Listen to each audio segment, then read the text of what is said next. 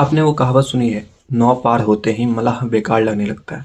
अभी वही same condition BJP के नेताओं के साथ है। ये कुछ राज्य क्या जीत गए।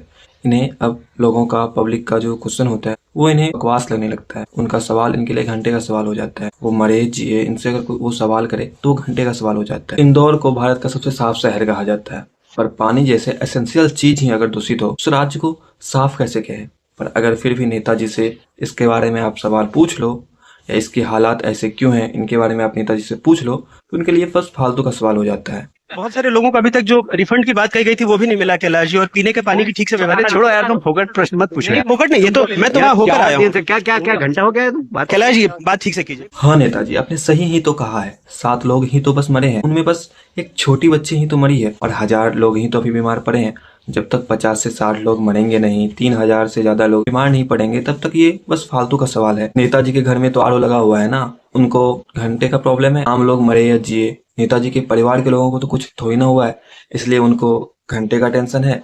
आदमी तो कीड़ा मकोड़ा होता है, उनके मरने ना मरने से नेताजी को घंटे का फर्क पड़ता है। नेताजी की सैलरी टाइम पे मिल रही है, जिंदगी रईसों वाली कट रही है, उनको ये घंटे का प्रॉब्लम लगेगा ही। मुझे समझ नहीं आ रहा कि ये अपनी वजह से नहीं, मोदी जी की वजह से सरकार बनाए हैं। अभी जिन राज्यों में बीजेपी की सरकार है, उन राज्यों की हालात कुछ ज्यादा सुधर नहीं गई है। उनको इन लोगों ने लंदन तो नहीं बना दिया है। इनको लगता है कि अब देश के ये राजा है। अगर हकीकत बताया जाए तो अभी तक जितना भी विकास हुआ है वो सिर्फ केंद्र सरकार द्वारा ही हुआ है। फिर चाहे आप बोलो कि एनएच बना है, एम्स बना है, आईआईटी बना है, या फिर जो भी कुछ बना है वो केंद्र के द्वारा बना है। किसी राज्य तो अभी इतना विकास कर ले नहीं लिया है कि वो बताए कि हाँ बीजेपी शासित राज्य जो है वो लंदन बन गया है।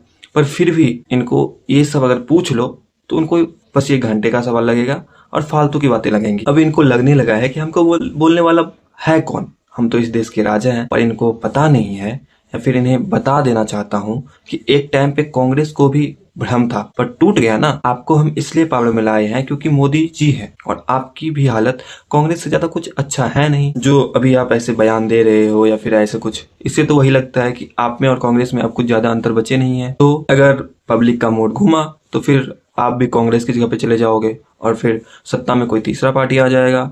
पावर में अगर आप आए हो तो काम करो, जनता का वैल्यू दो, पर अगर देश को अपनी जागीर समझोगे तो फिर सत्ता के लिए तरसोगे। और मैं मोदी जी से पूछना चाहता हूँ कि कैसे अनपढ़ और जाहिल लोगों को नेता और पद दे रखा है, जिनको बोलने तक का ढंग नहीं है। वो देश को क्या घंटा डेवलप करेंगे? खुद को डेवलप करने के अलावा कुछ दिखेगा उनको? तो थोड़ा चुन के लोगों को मंत्री बनाओ या फिर कोई पद दो, वरना इनके चलते आप भी चाहोगे। और इतना बोलने पे भी अगर नहीं सुधारे खुद के पार्टी वर्कर को, तो फिर क्या होगा सत्ता राहुल जी? खत्म।